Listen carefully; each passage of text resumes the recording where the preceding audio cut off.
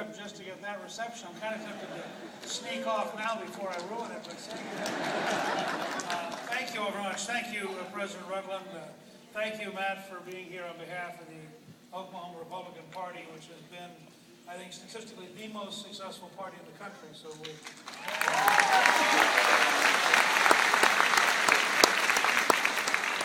Thank you for welcoming us on behalf of the College Republicans. I have a long background in College Republicans. I helped found the Emory College Republicans 3 times during my career. So,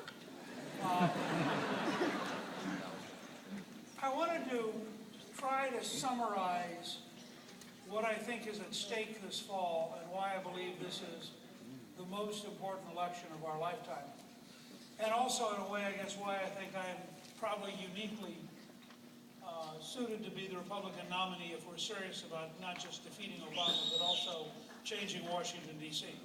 And I was with... I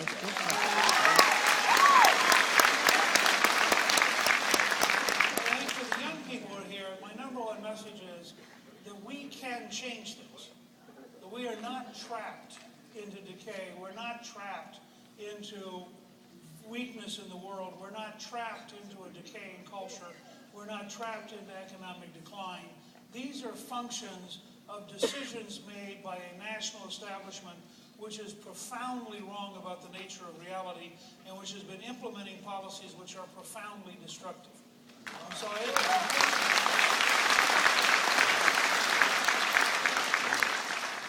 and Herman Cain was campaigning with me on Saturday, and as you know, he's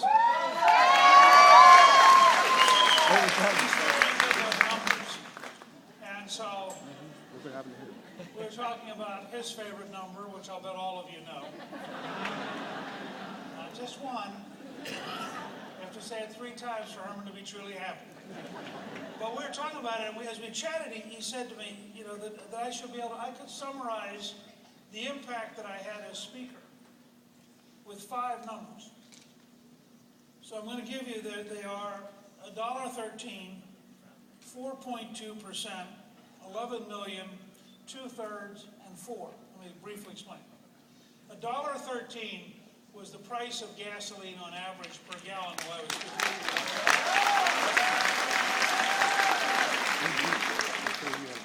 4.2 was the percent of the unemployment rate when I left office. Too high. 11 million is the number of new jobs created in the 4 years I was speaker. 2 out of 3 are the number of people who left welfare and went to work or went to school.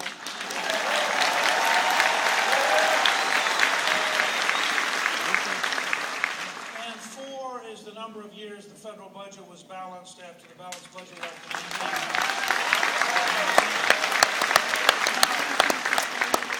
I mention that to you because we do not have to have the disastrous policies that Washington is imposing on us.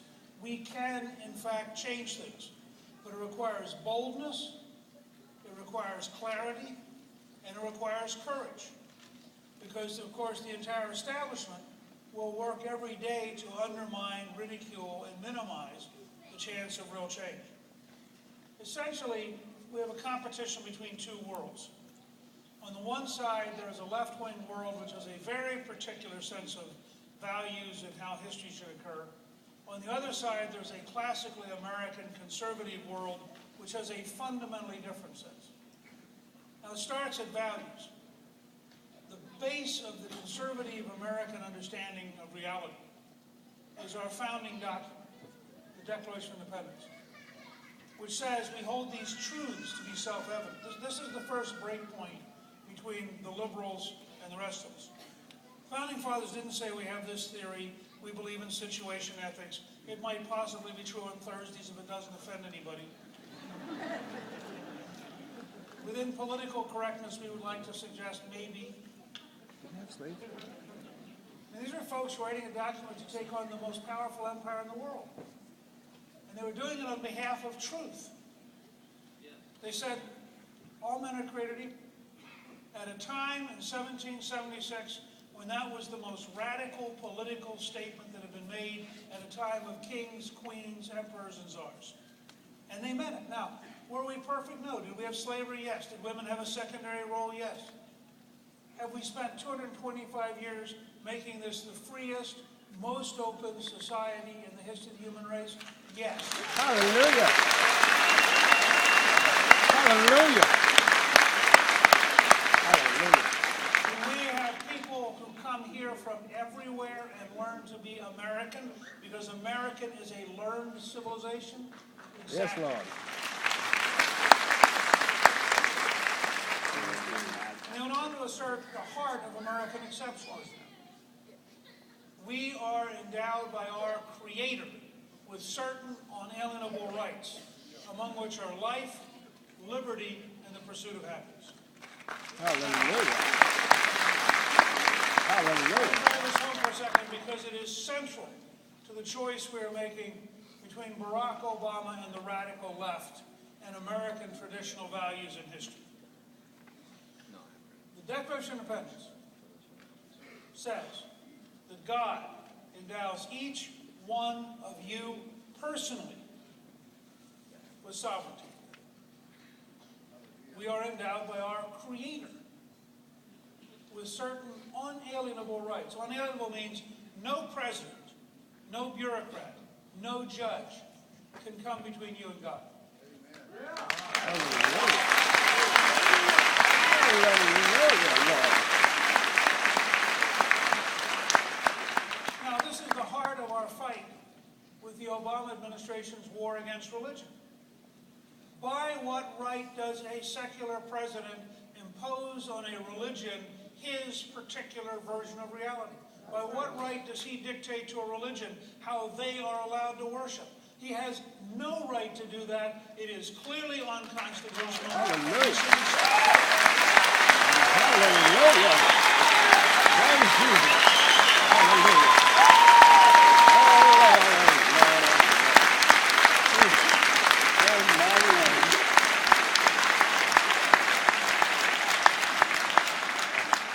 You have my commitment that the day I'm inaugurated, that very day, I will sign an executive order repealing every act of anti-religious bigotry by the Obama administration.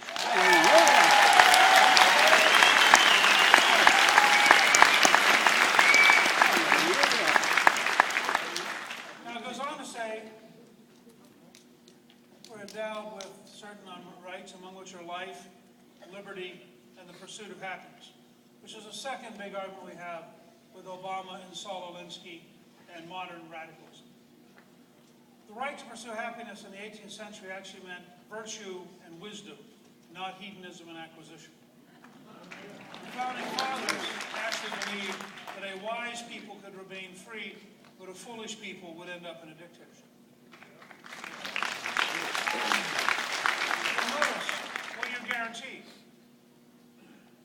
The right to pursue happiness. It doesn't say you're guaranteed the right to happiness. There are no provisions in the Declaration of Independence for happiness stamps for the under-happy. Hallelujah. There are no provisions in the Declaration of Independence for a federal Department of Happiness to assess Lord. whether or not we're meeting up to our minimum happiness requirement. And if somebody had gone to the Founding Fathers and said, do you realize that politicians someday will get to a point where they will come into a room like this and they will say, I'm going to take from the overly happy and redistribute to the underly happy. Hallelujah. Hallelujah, Lord. They would have said, by what right does some arrogant politician believe that they get to personally judge which Americans are allowed to do what? And by what right do they get to set the standard for redistribution? And they would have said, that's the beginning of the end of liberty. That's how wrong we're all. Oh, yeah. Hallelujah. Hallelujah. Let me apply this difference in worldviews at a very practical level.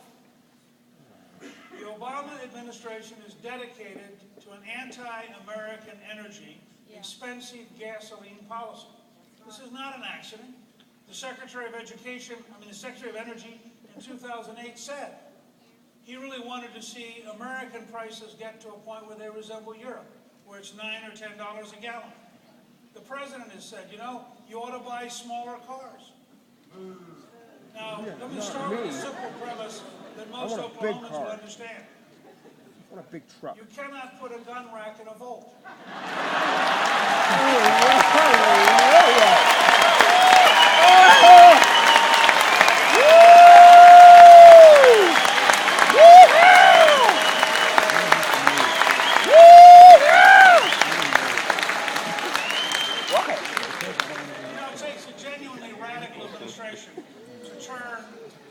Gasoline policy into an anti-Second Amendment position. So let me carry you a step further. And this is really important. I say this as a former teacher of environmental studies. We used to use a book called The Limits to Growth. It was a fascinating book. I taught environmental studies in the early 1970s. It was really intriguing. It used modern computer technology. It did all sorts of interesting things. It had one profound problem I discovered over the following 20 years. Every single major conclusion was wrong. And what you have today with Al Gore and what you have today with Barack Obama are people who still believe in the original book. And what the book said was there are limits to growth. For example, there's a whole concept called peak oil, which makes sense on the surface. It says, oh, gee, eventually we'll run out. Now, it's technically true, just as eventually the sun will quit producing heat. But it's not a practical problem. It's like the astronomer who went to the small town, gave a lecture, and was awakened at 2 in the morning by somebody who said, did you say the sun would burn out in 5 billion years or 4 billion years? And he said, 5 billion. He said, thank God, I can go to sleep now. Here's what we've learned in the last decade, and this is absolute proof positive. 1, we've learned that there are new drilling technologies that enable us to find gas in shale. What we thought in the year 2000 was a 7 or 8 year supply, we now believe is at least a 125-year supply.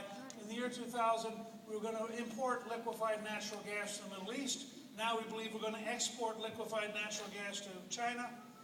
Nobody in Washington wants to confront how big a change this is. And yet it's gigantic. 2, North Dakota has 25 times as much oil as the U.S. Geological Survey used to think. Not 25% more, 2,500% more.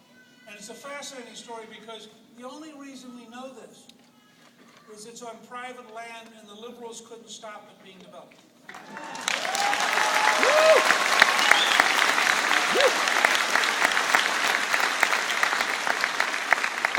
If this had been at sea or if this had been on federal land, it still wouldn't be developed. Now, what does this mean? It means if we follow an American energy policy, and if we consciously open up federal land and we consciously open up offshore development, we can create enough oil and gas to be independent of the Middle East. Woo! Hallelujah! Glory, glory, glory. This policy has 4 great advantages. First, if we decide that we're going to produce enough energy here in America, and there's some evidence that in this decade we're going to be the largest oil producer in the world, bigger than Russia and bigger than Saudi Arabia. If we decide we're going to go and really use all of our sources of energy, it has a huge national security implication. Never again will an American president bow to a Saudi king.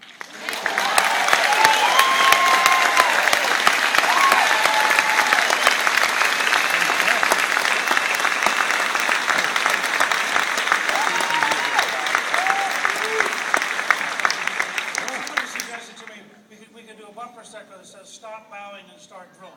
Now we give you the difference between Obama and Gingrich, okay? I'm on the drilling half, he's on the bowing half. Second big advantage. We kept $500 billion a year at home buying energy here at home instead of overseas. We create well over 1 million new high-value added jobs. We put Americans back to work.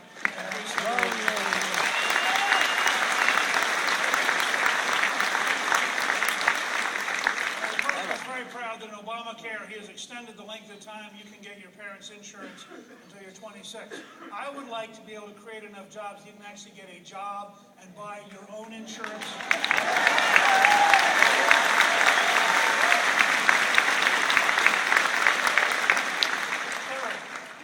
Of royalties that might be generated by developing all of our energy resources could actually be as high, according to Harold Hamm, who's developed North Dakota, could be as high as $16 to $18 trillion over the next generation. That's about the size of the entire national debt. That's how much it could help us without raising taxes to have the revenues to get back in fiscally good health. Finally, if we go all out to do this, there is no reason we can't get gasoline down between $2 and $2.50 a gallon. Now the establishment, I got this pushback yesterday, the establishment will say, well, who knows what's going to happen, and after all this, and after all that. Look, this is pretty straightforward. What we do know is under the Obama policy, prices are going up. What we do know is under the Obama policies, we depend on Saudi Arabia. What we do know is under the Obama policies, we create no American jobs with new energy development. With Gingrich policies, what we know is we will dramatically expand our independence in the world market, dramatically expand our capacity to produce energy without regard to our foreign potential enemies, and in the process, prices will clearly be a lot lower. Now, I picked $2.50 as a stabilizing price for capital investment reasons. It could easily go down to $2, and here's a fact. It was $1.13 when I was Speaker. It was $1.89 when Obama was sworn in. So why do we have this assumption all of a sudden, oh, gee, that's the distant past? He hasn't been president that long. Yeah. There's no reason we can't get back down to $2 and $2.50. We know how to create jobs. Ronald Reagan had a policy. Cut taxes, cut regulations, develop American energy, praise the people who create jobs. 16 million new jobs were created. We followed the Reagan policy. 11 million new jobs were created. So if you go to newt.org, you'll see a whole range of job-creating steps, from zero capital gains tax to bring hundreds of billions of dollars back into the U.S. to invest, to a 12.5% corporate tax rate, which will liberate about $700 billion in profits overseas. And by the way, at 12.5%, I tell my liberal friends, General Electric will actually pay taxes. So there's a whole new virtue. We want 100% expensing, which means whether you're a farmer, you're a factory, you're a doctor, if you buy new equipment, you write it off in 1 year. What that does is it allows us to be the most modern system in the world, with the most modern equipment, so we can compete with China and India and win.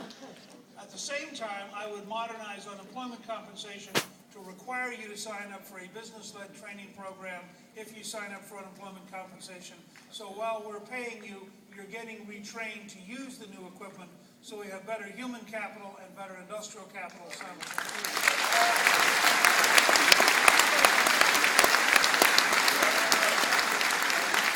It is fundamentally wrong to give people money for 99 weeks for doing nothing.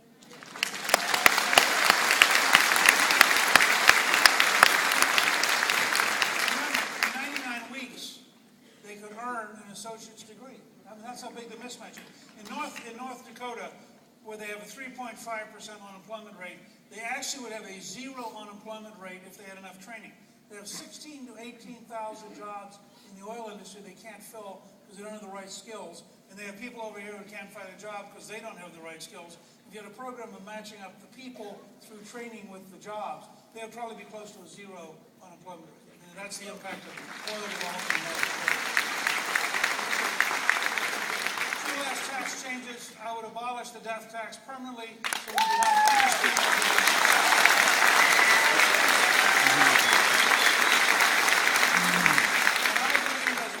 as an individual, you should have the option of a 15% flat tax. You can keep the current code with all its complexity and all of its paperwork, or you can write down, here's how much I earned, here's how many dependents I have, here's 15%. One page.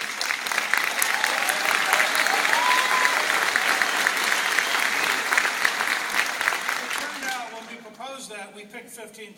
This is based on a program that they have in Hong Kong that's been working for about 40 years, where they have two options. We picked 15%. It turned out that Governor Romney pays about 15%. The liberals all promptly said, that's wrong, he should pay more. I thought this is a good example of liberalism. They said he should pay more. No, as a conservative, I think you should pay less. So I'm going to bring you down to the Romney rate. And let me be very clear. This again causes great confusion in the Washington establishment. This is not a revenue-neutral proposal. This is a tax cut. There will be less revenue in the short run. My goal is to shrink Obama's government to fit the revenue available, not to raise your taxes.